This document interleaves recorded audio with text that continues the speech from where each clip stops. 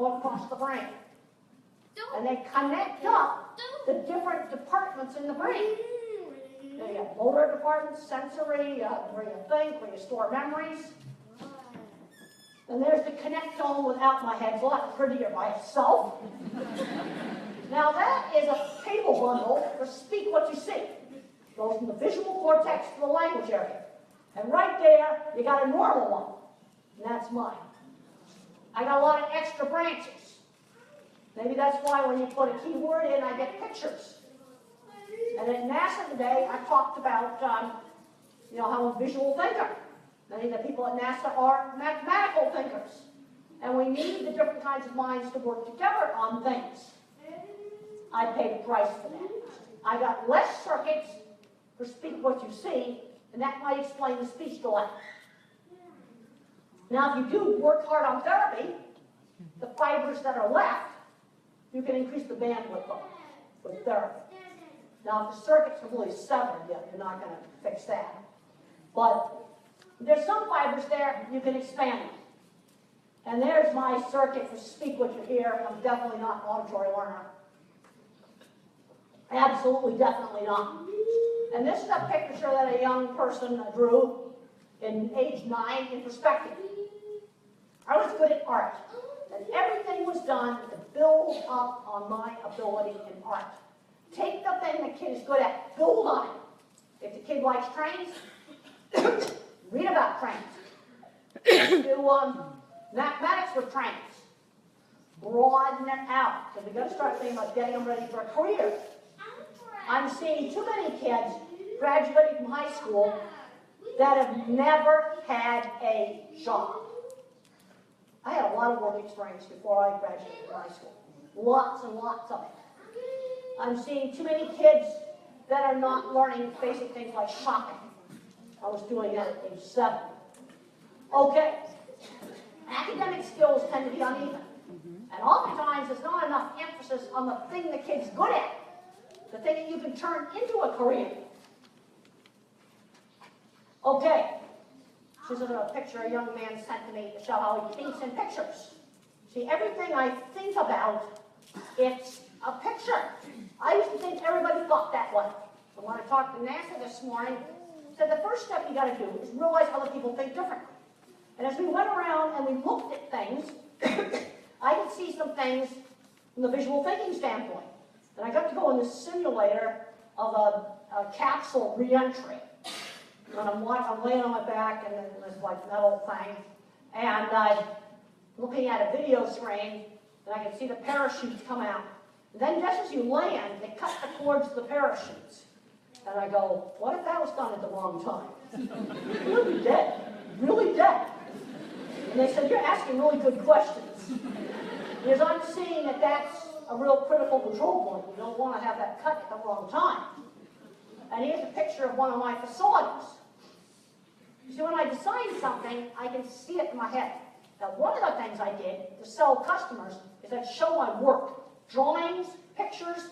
I started out in high school with a sign painting business. And then that morphed into designing livestock facilities. I strongly recommend the educators working with these kids, especially high school kids, let's all learn how to set up your business for self-employed. I think the teachers, they need to learn how to do that, help them set up their business, have some business magazines, because the educational world, I think, is too separated from the business world. So let's get some business week in that office. Some Wired, some Fast Forward, maybe some science and some nature. Because kids get interested in stuff they get exposed to. There's all kinds of interesting things. Oh, Business Week's a really fun magazine. They always put some fun pictures on the cover. Some of them are really pretty goofy. But there's a whole big world of work out there that's really interesting. I got interested in cattle because I was exposed to them in high school. That's an important thing. I think one of the worst things the schools have done is taken out skilled trades.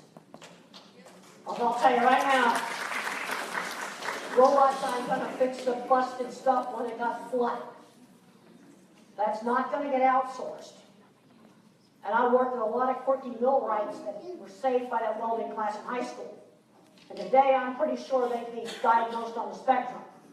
And there's a picture of the DIPVAC facility they built down at Swartner Land and Cattle, Capital Land and Cattle. He just called me today.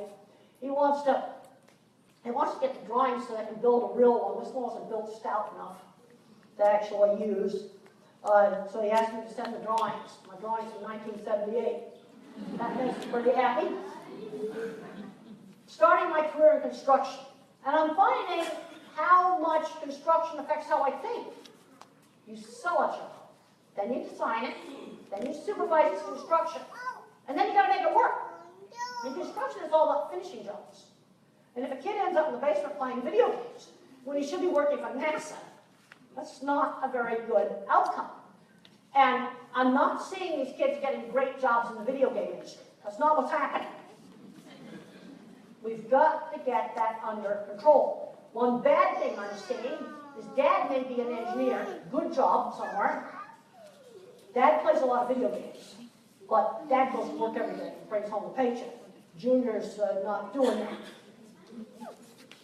Okay, and there's the drawings for the DIPVAC. I'm going to have to get those copies and sent off when I get back home. And when you're weird, you sell yourself by showing your portfolio. Nowadays, you can put your portfolio on your phone. It could be programming, it could be artwork, it could be a lot of different things. Because you never know where people can open the door. I think a lot of educators working with a fully verbal high school kids can learn a lot more business stuff. And one thing that helped me is, fortunately, I had a contractor friend that showed me how to set up my independent business. And then I renamed my Oasis Apartments, the Oasis Building, in Suite 218. No Google Street View to give you away. Didn't have that.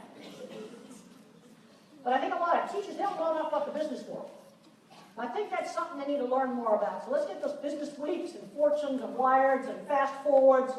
We need to get these in these high school places and get a lot more oriented about how you get businesses going. Because freelance is a good way for maybe someone who's a photographer. You can do that freelance.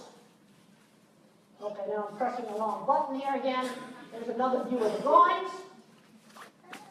When I realized my thinking was different, this was quite a while ago, I thought everybody thought pictures that was autistic. I was wrong about that. And I thought everybody thought pictures. Then I asked the speech therapist one day to think about church steeples. And I was shocked that she got this vague, generalized term. And that some people don't think in pictures at all. I also discovered that some people think in patterns.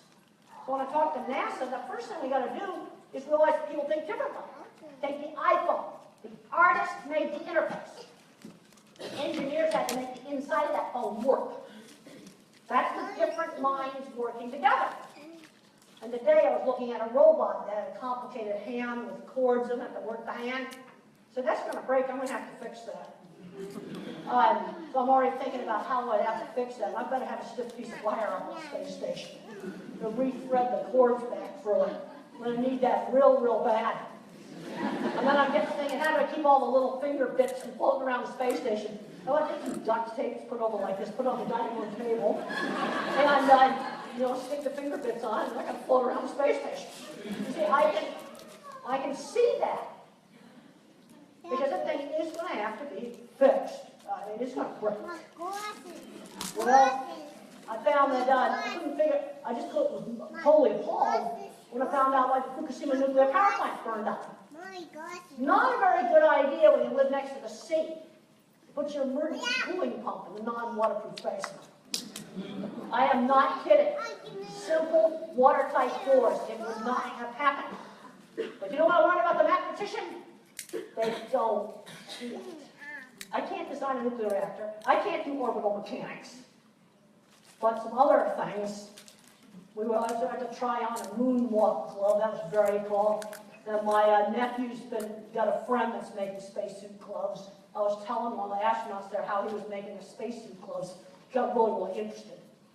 You see, there's the visual side of design and the math. And these gloves, that's not for the math side of stuff. Okay. Now for me, I kind of see pictures of individual churches just flash up into my mind. See, everything that I think about Concepts are made with specific examples. So my concept of a steeple, see, it's bottom-up thinking. Specific examples make the concept, rather than a big theory, grand theory, top-down. Verbal thinkers tend to be very, very top-down. Yes, I do have a big circuit upstairs for visual thinking. It's fun to like look inside your head, journey to the center of your mind. All right, here is the wrecked math department. Oh, this right there. Trashed out the math department. See, I'm a visual thinker, can't do algebra.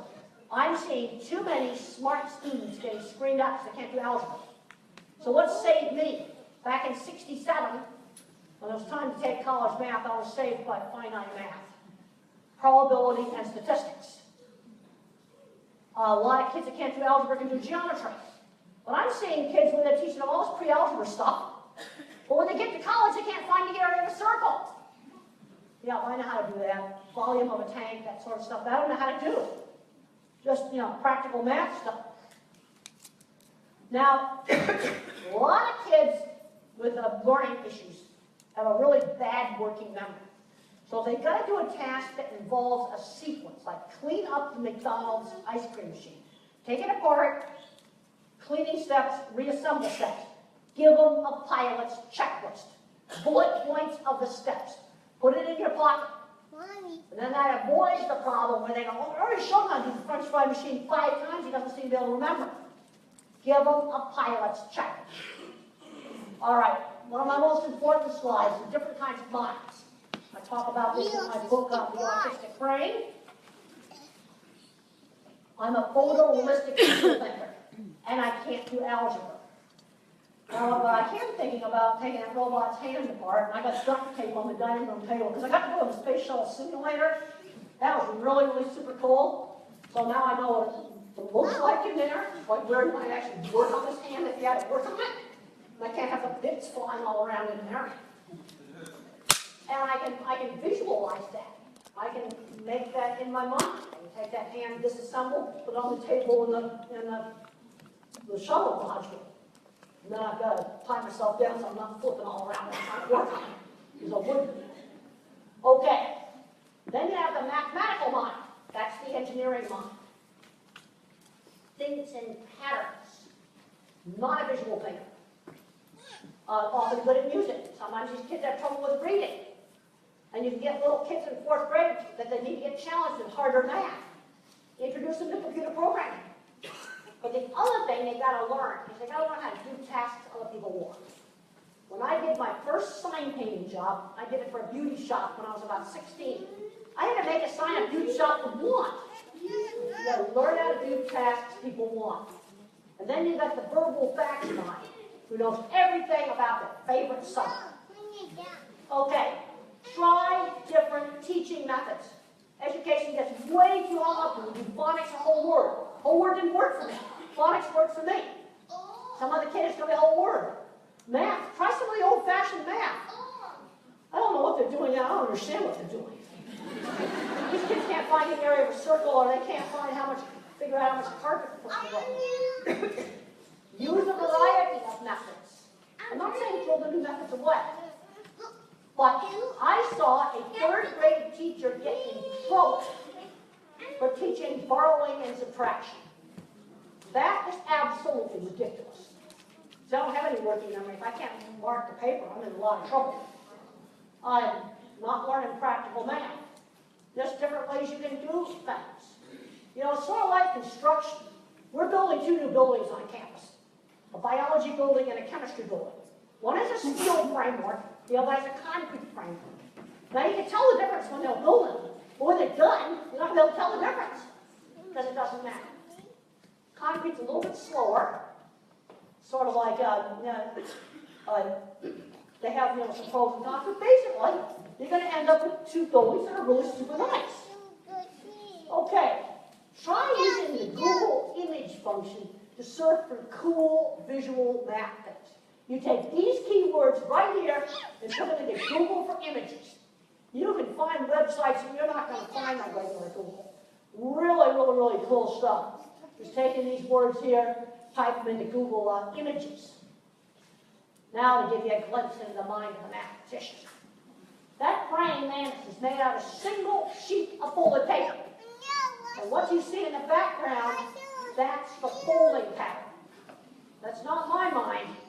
And there are some great little origami stars that some kids made. And there I am, building stuff. Okay, you got a kid that likes Legos? Why don't we give him some tools? You know, saws, hammers, drills. Give him some old forklift pallets, let him rip them apart, build stuff out of them. Give them more stuff to build with. I mean, Legos are fine, but let's get beyond that.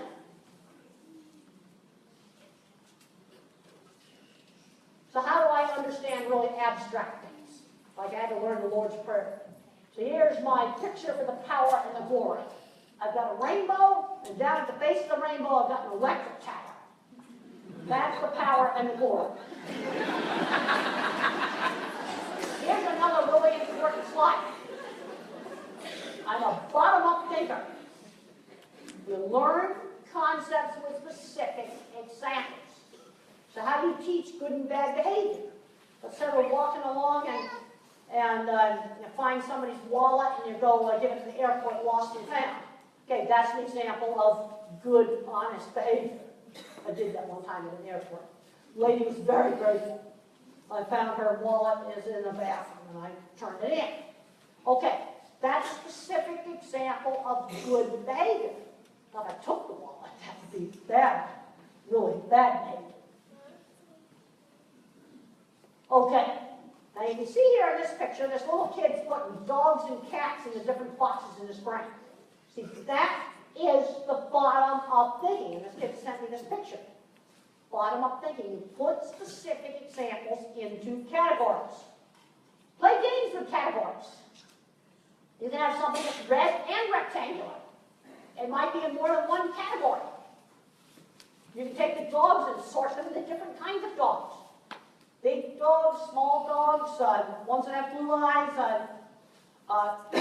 sporting breeds, toy breeds. Put them in different categories. And when I was in high school, I was called a tape recorder. So Cheryl found a really great vintage tape recorder to put on this slide. Well, in our era, we had some really klutzy equipment. And I couldn't figure out why I was being called a tape recorder. It's because I always use the same phrases. But the more you get out doing stuff, then less tape recorder. And the only places I was never teased was the shared interests. And even the worst kid on teasing, there was one truce, like a ceasefire with this kid. It was when we were both doing giant stilts made out of 2x4s. I had one little reprieve from teasing. Yes, and that was really bad. And I had to switch from anger to crying. So I got thrown out of 9th grade for fighting. Throwing a book at a kid. How do you teach number concepts? Well, they got to learn that you can have 3 apples, 3 people, 3 pencils. Teach fractions by cutting up the pizza. And there's some people that say, well, you got to use a number line. Well, fine, we use a number line. But for a lot of kids, let's use the pizza first. Then they can understand the half a number line. Half an apple. And you can start to see that relationship. Okay, teach position words. Up, down, on, in. Use 5 or 6 specific examples for each position word. Otherwise, if you just say up, they might think up only applies to stairs. They got to learn up applies to a lot of different things. I got up off the bed. I went up the stairs. I jumped up. I reached up to get to the shelf. Yeah, but it all, a certain principle. Now, I was more interested in looking at pictures of things than pictures of people. But you need some pictures of people interested in things. You got a whole bunch of them over at NASA. Probably find that rockets are a lot more interesting than people are. Okay. Make friends who share interests. Things like Boy Scouts, Girl Scouts, robotics clubs, art clubs, theater clubs, band. And I think it's terrible that in some states, they're cutting all this stuff out. There are some states in high school you can learn math, English, and sports. That doesn't exactly prepare people for the job very well. If people stick their noses up at the skilled trades, I got to see the inside of the Saturn today. Those are a bunch of skilled trades in there. Yes, and the new ones are going to have that too. That's not going to go away. Okay, let's say we got a problem with a kid. We're going to troubleshoot, and I'm going to use engineering terminology. And then when we have things wrong with hydraulic systems and meat plant, we're going to use medical terminology. Okay, you blow a line, it has a hemorrhage. But now we're going to troubleshoot problems with kids. I kind of want to bust up the medical model a bit. And I find that when we're troubleshooting, people don't do a very good job of breaking down the problem. The first thing you're going to go, is it biology? Or is it just like rotten behavior? Sensory oversensitivity throws a fit. That's biology. Maybe you've got a nonverbal kid with a hidden painful medical problem. He can't tell you that. I cannot remember long strings of verbal instruction. That's where you need the pilot's checklist. And if the information is too rapid, there's a problem. I also can remember the frustration of not being able to talk. Very frustrating. Sometimes I pitch a big hissy just to get attention. It was called the temper tantrum in the 50s. And the rule was no television for one night. Well, let's say you've gotten to where you're just taking too many things away from the kid. Then instead you give them some privileges for you can go a short period of time without pitching one. Okay, non-verbal individual, here's your checklist right here for hidden painful medical stuff. You gotta rule it out. You gotta rule this stuff out first. Everything that's on this list. Turn taking and conversation and activities. 50s, if I monopolized the conversation, my mother would say, you gotta give your sister a chance. You take turns doing things, being on time. Too many kids today going to college, they can't get up in the morning and get to class. I had a lot of problems at college, but that wasn't one of them. Once I had decided I was going to study, then you got to do some other family activities you may not really like, but the rest of the family wants to do it. That gets back to turn taking. And when I was a little kid, I'd be hostess at my mother's party. I'd have to shake hands, serve the snacks. So oftentimes, the parents are talking for the kid. Not my mother. Saying please and thank you. Parents and teachers have got to work as a team. That is the best situation. The rules at home and school, boy, they were the same. Okay, here's stuff I'm seeing too many kids today not learning enough of this stuff. Shaking hands, shopping. In the last 5 years, I'm seeing way too many kids never gone to the store and just bought something.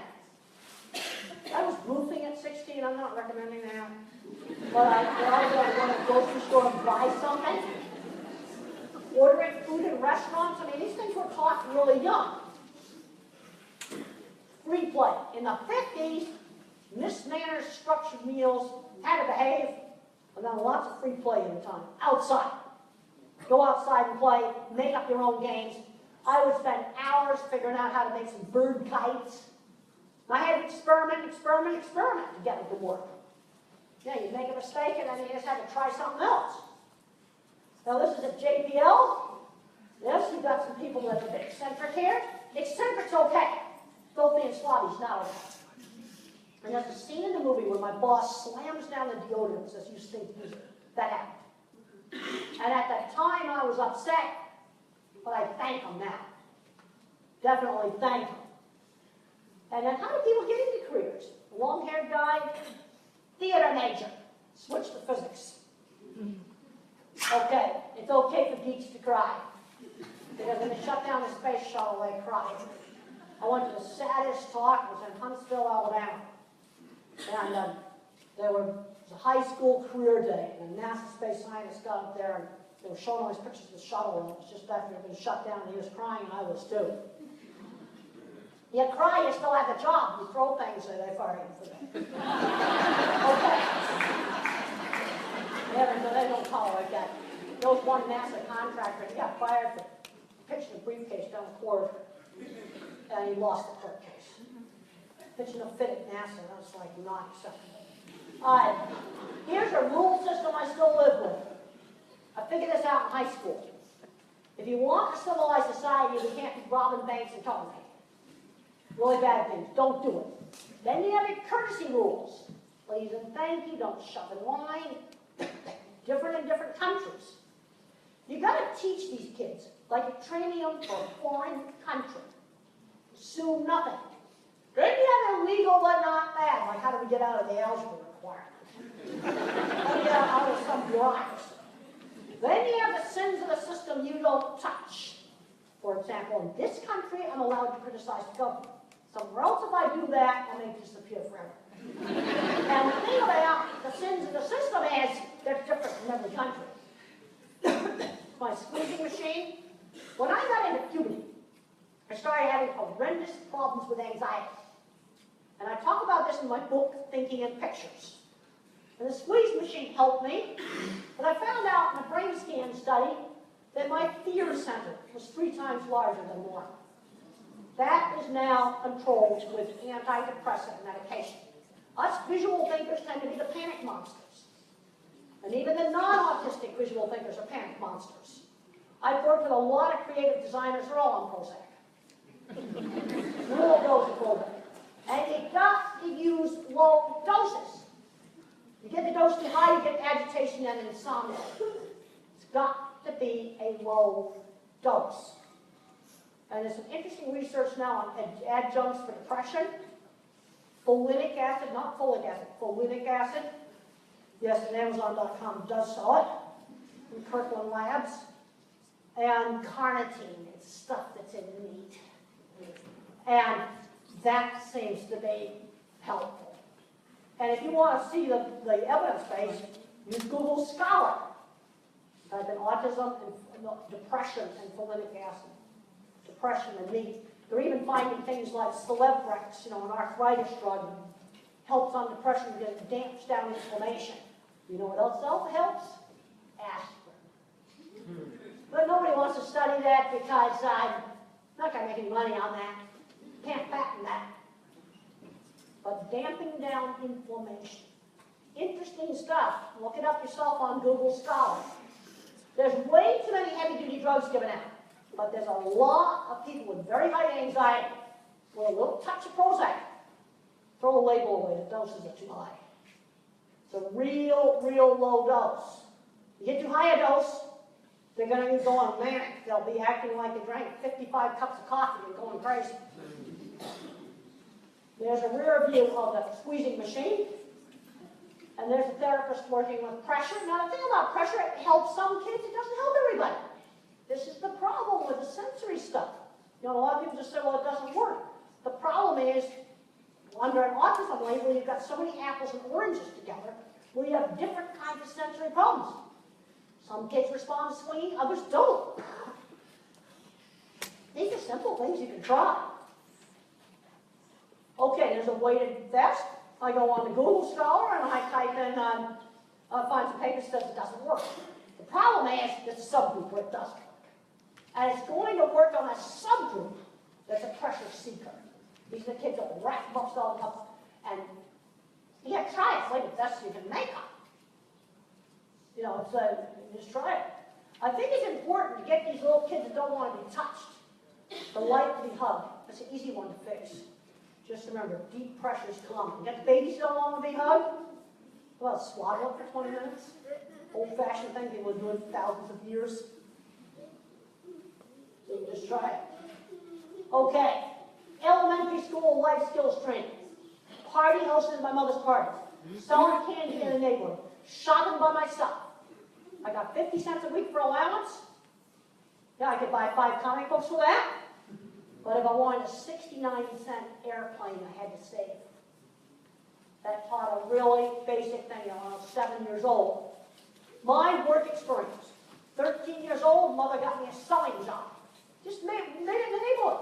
Think of it out in the neighborhood. A little cash economy. How about walk dogs for the neighbors? You belong to church, you need to get a church job. They've got to learn how to do a task outside the home starting in middle school. So that kid's got to do Thursday night chairs for church, every Thursday night. Got to do all the chairs. Doing a task on schedule outside the home. You should start in middle school. It's Mrs. Jones's dog you walk every day at 6. Every day, a 20-minute quality walk. Got to learn how to work. 15 hours cleaning horse stalls. Went away to special boarding school. I learned horse barn management. I learned roofing, carpentry work, 3 years of not studying, until I got my science teacher got me interested in studying. 17 years old, I was selling signs. You see that starting a freelance business? We've got to help these kids set up their LLCs. Fortunately, I had a contractor friend that helped me, actually helped set mine up for me back in the 70s. So the people that are working on this stuff, they got to learn a lot more business stuff. They got to get out of some of them. We got to bust out of these silos. And when I was in college, I did internships. I was going out to my aunt's ranch. I worked in the research lab one summer. We got to talking at NASA about where I was for the moon shot, the first one. I was working at the research lab. And I can remember walking out in the backyard of a rented house. They had a rent with another lady. And looking up at the moon and saying, well, you know, people had walked on the moon. And I was, just about ready to graduate from college at that point. College internships. We've got to get rid of the transition cliff. 2 jobs. Okay, 16 here for working. I want a job. 2 summer jobs, real jobs before they graduate. And we're going to stick them in the informal economy prior to that, or the church jobs. Got to learn how to work. Absolutely have got to. But if you have somebody who's 26 years old and never worked, it's never too late to start. Never too late to start. Okay, well, I was in high school. I was like fixing up our ski tow house and making it really nice. And I wasn't decorating with space aliens. And then when I was getting my master's, I was painting a few signs. That's me up there on top of that thing. I painted that big ridiculous sign up there. And how did I get that job? I showed my portfolio to an old sign painter. Sell your portfolio. Get it on your phone. And there I am with my little sign painting business right there. When I was working on my master's, that was before I got my LLC set up. Out there doing things. Oh, these are jobs that kids can do outside the home. Walking dogs for the neighbors, volunteer jobs, working in the farmer's market, volunteer at the nursing home. Learn how to do a task outside the home. Get them into mindstorms and robotics. Now let's get beyond the Legos. Let's see how many forklift pallet parts you can use too in your robot. Let's get creative. And there's the drawing that I sent to the head of Cargill to sell them on having me design the front end of all the Cargill plants in North America. What you want in that portfolio, 30-second flat. Open it up, boom. This was back in the days when it was in the mail. Unfold the drawing, pictures, nice brochure. That's my brochure right there. 4-color printing was too expensive in the 70s. So I had to make really nice quality paper, black and white printing. And there's one of my designs in a 3D drawing. There's free software online. There's all kinds of stuff online. How about LinkedIn? There's another magic keyword when you look for stuff online. It's called forum. And if you type in music forum, theater forum, art forum, computer forum, it pulls up a whole new set of web pages that can be doors into all kinds of great things. People just aren't very creative with the keywords. Free stuff online. Khan Academy. Udacity's charging now. But there's all kinds of stuff. Wolfram Mathematica is a really cool site. Coursera, free college classes. There's all kinds of things online. It's sort of like having the ruby slippers. Dorothy didn't know she had them. She had them all along. They're right there in your computer. I mean, I'll have people say to me things like, how do I find a college for my kid? They haven't thought to look on the computer. I'd rather have them come in with maybe some few things on web pages printed out and say, what do you think of these? I mean, just the most basic searches. And I would love optical illusion because I got exposed to it in a science movie. You've got to expose kids to interesting things to get them interested in it. And there's the movie crew people. Lots of people on the spectrum there. Now they got these jobs back door. They had a friend, you had a friend. Work your contacts. And there's the plant where I started. Front door didn't work. But then I was wearing this shirt that I hand embroidered, because in my 3rd grade, hand embroidered learned the skill, and I met a lady who was the wife of the insurance agent. The movie agent was the plant manager's wife. But it was a chance meeting. I was wearing the portfolio. People respect ability. And there were people that helped me, because when I was working for the Fire and Ranchman, writing articles, we got a new boss, and he thought I was really weird, he's going to get rid of me. And a nice lady who ran the graphics department said, we've got to get all your articles in a big scrapbook and show them to Jim. And when I showed off that portfolio, he gave me a raise. That's selling your worth. Finding mentors. My mother, I had a great elementary school third grade teacher, Mr. Carlock, my high school science teacher, and at the ranch, and Jim Uhl with the construction company. He helped me set up a business. You know, there's people out there that will help you.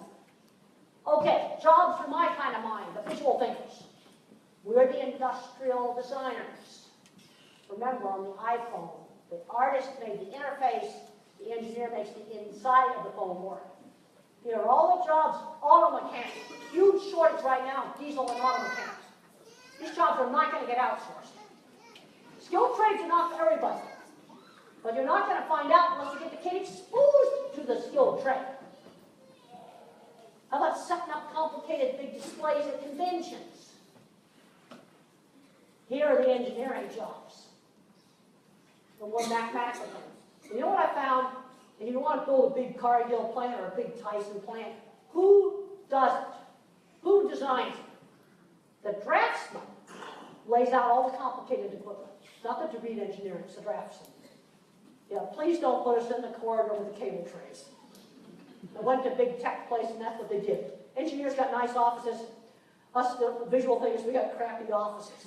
Now, at least in the meat industry, they stick them all in the boiler room. Meat plants are really, really democratic. I've been in plenty of boiler room offices. Or you get the office over the top of the boiler room and open trays. Been there, done that. The degreed engineer does the more engineering things, refrigeration and boilers. The quirky guy in the shop invents creative equipment. But the draftsman lays out the plan. Every single one of them is that way. You need both kinds of designers working on projects. A lot of verbal thinkers. It'll be a great job for a lot of these guys specialized in retail. They get really knowledgeable, one kind of product. In my book, The Autistic Brain has these jobs. I've got another book up there called Developing Talents that has got lists of the jobs in there. And then how about people with, lists, maybe nonverbal? Let's look at things they can do. I'm finding construction really affects how I think. Because it's all about outcomes. And I get a smart person in the basement playing video games, it's not really an outcome. Okay, let's look at medications and stuff. Let's look at it really sensibly.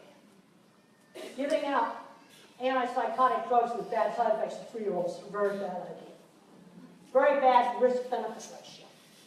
Once you got to think really logically. Cost versus benefit. There's a lot of people out there selling a lot of expensive stuff. You didn't hear me promote any of that. And evidence of effectiveness. Yes, if it's expensive, dangerous, or extremely time-consuming, yeah, I got to have real high evidence-based. I was just reading an article, crazy thing, when people like freeze themselves and they're supposed to cure their arthritis. I'm not sure about that. Okay, you want to try a supplement or a drug. Carefully try one thing at a time. Younger the kid, the more conservative you want to be. But there's a number of older kids and young adults that are going to need something for anxiety. A little bit of antidepressant. A medication, if you try something, should have an obvious beneficial effect. You don't give out a powerful drug to make it a teensy weeny bit less hype. Try one thing at a time, and it should have an effect that's like pretty well. Then you got people on cocktails of garbage where no thought's been put into it. In my book, The Way I See It, I talk about medication. In Thinking in Pictures, I describe my own experience with anxiety. So if you have someone with an anxiety issue, recommend getting that book. Be careful switching brands to generic. Every medication for any reason, they're not the same. And don't expect any drug to give you 100% control of the illness. Here are two great books you can get on medications. You can pick these up online. But I've got to get you thinking, about some people say, well, medications are evil, we're not going to use it at all. Then you got kids that are zombified. There's a place for careful, conservative use of medication. Medication really helped me. Okay, special diets, vigorous exercise, good evidence-based. Omega-3 supplements are getting evidence-based. Then there's folinic acid, not folic acid, folinic acid, and the meat stuff, carnitine. Interesting stuff that's going on with that. Are getting, some evidence-based things to try. Okay, here are the antidepressants. Note your two best first choices are Prozac and Zoloft. All the new things, they're just patent extenders. They're bull, that's what they are. Patent extenders. Prozac and Zoloft, really good first choices. I'm not a big Paxil fan. I'm getting too many complaints on memory on that. But if you're on that and it's working for you, don't change it. It's a saying in engineering, if it ain't broke, you don't fix it. It's not the first drug pick you ought to grab off the shelf. But if you're on it and you're doing really well and everything's fine, then don't mess with it. That's true for about any medication. You find out all this drug, you're going to die from it. It's been working really well for you. If you've been on it 10 years, you're probably not going to die from it. Okay. Here are the heavy guns. These have much worse side effects. Weight gain, really bad. Diabetes, the tardive dyskinesia, shaking problem. Now sometimes you got to use a little bit of a heavy gun. Then you want to use them at the smallest dose that works. And that helps to reduce the side effects. There's certain kinds of aggression where these work. Low dose principle applies to these three classes. The mistake that gets made is just chucking a higher and higher dose at it. The blood pressure meds, they work for hot, sweaty rages, for the hot, sweaty ones. So clonidine, the propanolol, some of those kind of medications. The epilepsy drugs sometimes work for aggressions that are like a switch. Boom, bam, like a switch. Almost like seizure-like. Then one of the epilepsy drugs, one of these things might work. Also called anticonvulsants or mood stabilizers. And how about the stimulants? On the kids that have delayed language, they're horrible. But the kid that's the more, Asperger type, the ones that get mixed up with ADHD, it tends to work on them. Look up all your interactions. Everything interacts. You don't want to be taking more stuff than what you absolutely need. There's a lot of people out there selling a lot of stuff. I'm taking the antidepressant, and I take a probiotic, because of like urinary tract infections. That's been working really well. I have to rotate them. That's been working well. I take some vitamins. I take more stuff than what you absolutely have to take.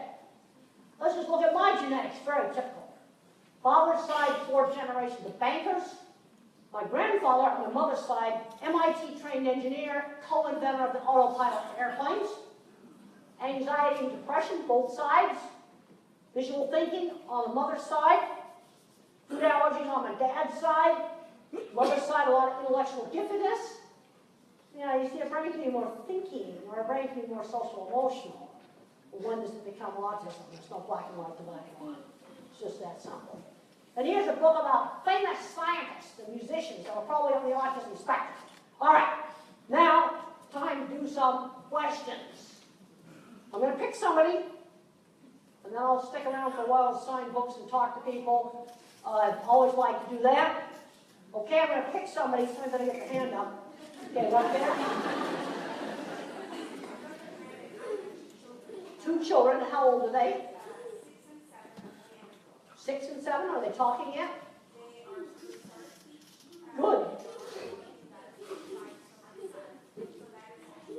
Okay, now you're asking, what question are you specifically asking?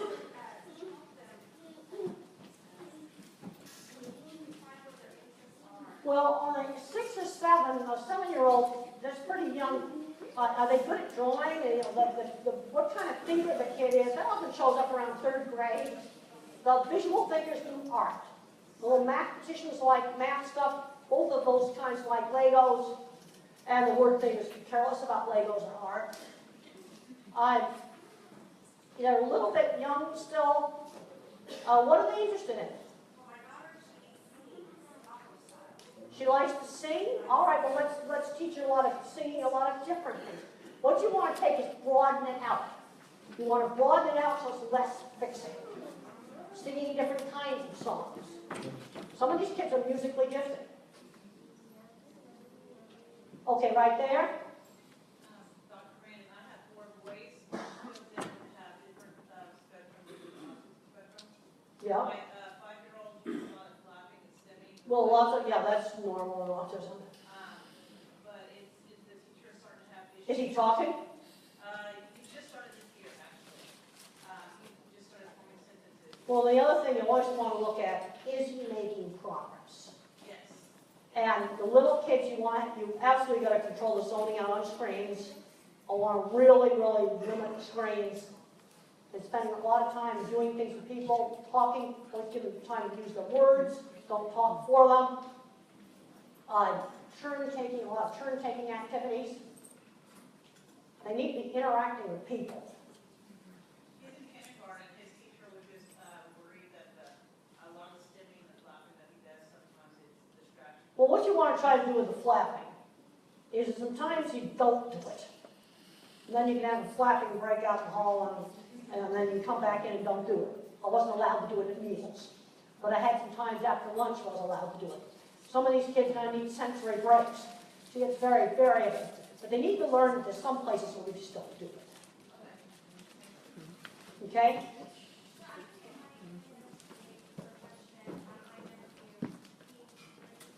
These 3. Okay, now 3-year-old, I want to get lots of hours in, FaceTime in with an adult. How much hours of therapy is he getting? One-on-one. One. And he's making progress? He hits a lot. And what's bringing on the headache?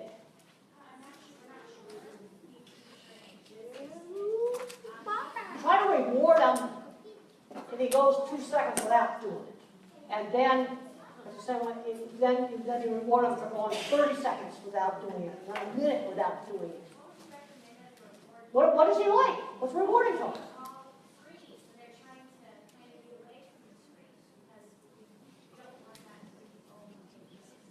Well, what is it on the screen he likes? Mickey Mouse? All right, well, let's do something with a Mickey Mouse toy with a figurine or something, where it's not just on the screen. See, some of this stuff on screens, I think it's like a drug. When I was a little kid, I used to love to watch cartoons, even cartoons and advertisements. There was something about how the lines moved that was just hypnotic to me. Well, a little video game playing, I'm going, this is like a drug, I don't want to be doing this. Okay? Stay right there. You were saying earlier about ADHD and Asperger's being... Oh, they cross over. There's genetic crossover. How can you get it for professional? Don't worry about it. You know what? I don't really care when he's Asperger's ADHD. You know what I want? I want him in a good job. And you know where diagnosis gives insight, not on the job market, relationships. And I've got a book out there, different, not less, 14 old Aspies in good jobs that got diagnosed later in life to understand their relationships. Don't get hung up on it. Doesn't matter. The only place where it matters is where the diagnosis gives insight into relationships. And then you get into, you tell employers on a mild end, I said no. What I did with jobs is, I said, let me write it down exactly what you want me to do. Or if I'm working on a team project, and I've done some of those, right, write part of a big report. I didn't say they know I have autism, I just said to them, I like homework. Okay, how about I do this section of the report, this long, references and this stuff, get it done by this day. Well, I just do my well-defined piece of it. Okay?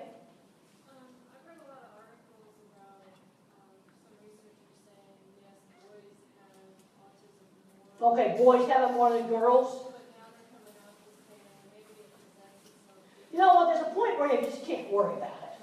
All right, you walk, talk. You know, when people come to me, I go, okay, what do I ask? How old? Okay, if the kid's 3 years old, I give you a standard canned answer. But once they get older, then I got to know where, I get some idea where his level is. Okay, if you can read USA Today, you can do any job just about that there is. That's all reading level you need for most stuff in business. Believe you me, because I've worked with it. Okay, good at math, hate math, try to find out some stuff that you do. I think we have to start getting a lot more outcome-based. But I've had a lot of older people come to me with grandparents realize that they're on the spectrum. And the older people, where it gives insight is in their relationships. Job market, I think I heard it actually. Because I'm seeing way too much babying and not learning shopping and basic stuff. But, I'd rather look at it and go, now where is the problem at? Working memory's a problem, you give them a pilot's checklist.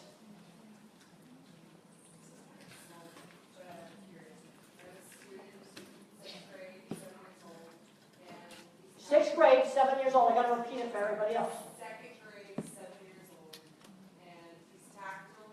He really likes physical stimulation of the soft tissues, but he also likes the chubby part of my arm, and so he'll come and just Pinching your arm, that's not okay.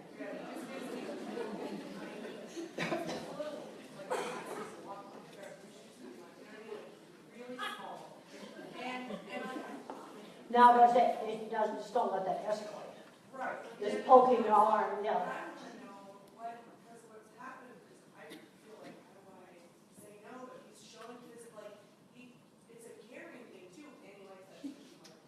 But Okay. I want to know what's a suggestion that someone else nice to him. Well, you have to kind of, there's some books that have like target zones, and you have people you can hug, and then people like a mailman, you don't hug him, or the clerk at Walmart, they might be acquaintances, and then there's certain people you can do that with, and other people you don't. You gotta learn the rules. You just make it really plain. Who you can do that with? Now, if it turns into pinching, no, it's not okay. Just be really clear. One of the things is don't be vague. Don't hint. That doesn't work. You got to just tell them like in a foreign country. Okay, let's take 2 or 3 more questions real quickly. Okay? So I have a 4-year-old. 4-year-old? Now, is he getting therapy? Always. He's 15. Is he making progress? So he's actually regressed about a year. He regressed. He's regressed. Has he been checked out for epilepsy? He is epileptic. Okay. And So you already got a neurologist. You say you regressed.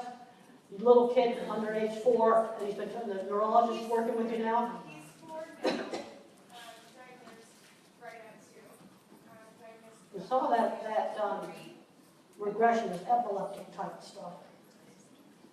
And I guess the point to my question is,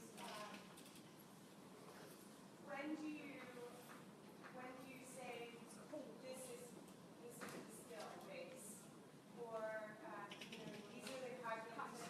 Well, the thing is, when you get into things where they'll say, oh, this kid can never do this.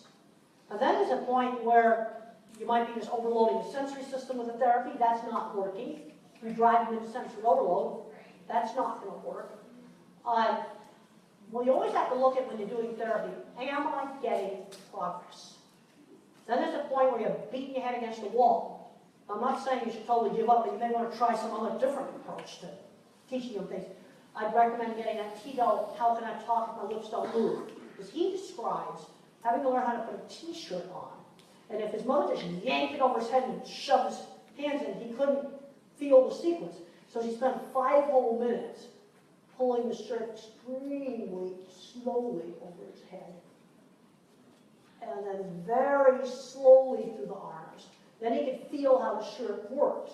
Then he could put it on. If he just yanked it on quickly, he couldn't feel it. And like I read another thing, teaching a lady how to put an older girl how to put a slipper on. And they take the shoe, let her feel the shoe, slide it very slowly over the foot, and to where it was continuous motion. And then she felt how the shoe went on. The other thing is you can't leave, the whole task has to be going in an unbroken, seamless way of teaching it. You know, there's a point where you might be doing a therapy and you pound your head against the wall and you're going to stop that and do something else. And then there's some kids that aren't going to talk, but they can learn to type. I guess I'm confused at where you say, how long do you try something before you know it's a terrible fit? Well, it's hard to say. It's hard to say that, you know, if you're doing something for 3 months and nothing improved at all, and you're really doing intensive therapy, then maybe you're driving the bubbles may not be working. I mean, you can get into arguing about this type of ABA. I try to avoid all those arguments. The thing that I'm interested in the outcomes, like the steel frame building and the concrete frame building, it doesn't matter. But I want to get progress, that things are getting better. Now maybe he needs to be treated with some other different things for epilepsy. What's being done on that? Okay. And then, of course, there's always Colorado. And,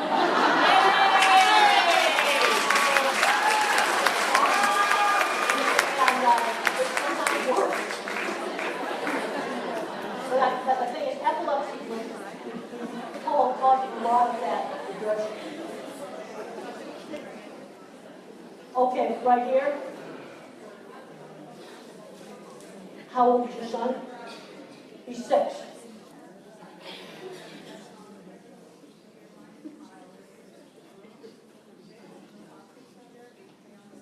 Well, what we have to do on getting them to play together is let's do something with a board game. So we did lots of board games in the 50s. And I had to learn how to wait and take my turn to shake the dice and move the little man around on the board, on the Parcheesi board. So a lot of these kids are awful about, you know, not knowing how to take a turn. He gets bored with it. He's how old?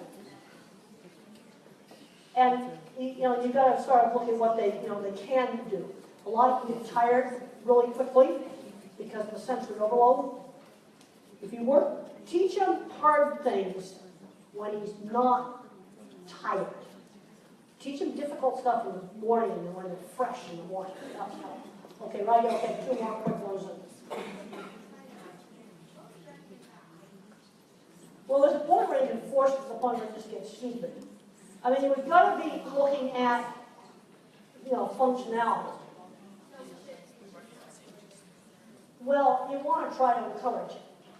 But I find if I'm in a noisy airport, and I can't hear what the ticket agent's saying, if I look at the ticket agent, I have a hard time hearing what the announcements are saying. See, because I'm trying to process 2 things at once.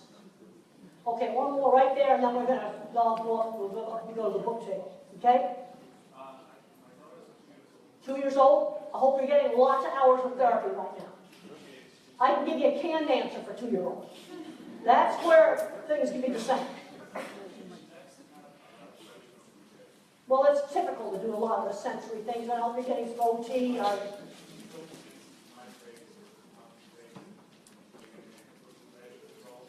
She's not doing any weird, dangerous pressure on her eyes. Okay, all right.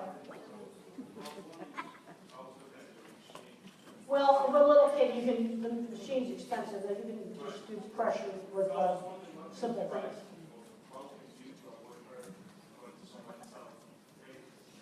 Well, you have to gradually teach her not to do that, and then give her some other ways to get pressure. I get a good OT and sensory stuff to work with you on that.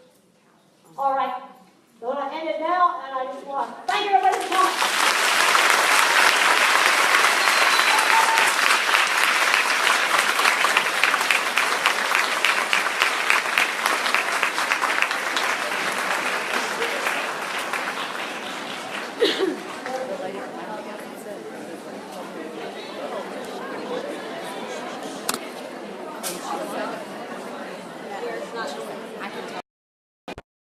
Hey, this is Shannon from Autism Live. I just want to thank everybody for tuning in and watching. We Had a little technical difficulty at the beginning, but we got it up and running. For those of you who wrote in questions about the older kids, unfortunately, when we were at NASA earlier today and she was speaking there, all the questions were about the older kids. So I encourage you to, if you want to write in your questions, there'll be a time that we'll interview her again, and you guys can send those in. And of course, you can always tune in and watch Autism Live on Facebook now, or on our regular page, autism-live.com, and you can ask those questions of all the other experts that we have as well. Don't be discouraged. One of the things that Temple said this morning about kids who are older is that it's never too late. It's just, as she said many times, it's more specialized when they're older. I really want to thank you guys. We're at NASA all day today with Temple. We videotape that tape. We're going to be editing and getting it to you guys when we can. And hope that you appreciated getting to see her live tonight, as she's now made her way to the table so she can sign books. Thanks for being with us. We'll be back live, Autism Live, back in the studio on Wednesday, starting off with Dr. Doreen Grandin. You can ask her questions free of Dr. Grandin then, and we'll have Let's Talk Autism with Shannon and Nancy. Until then, thanks you guys. Bye-bye.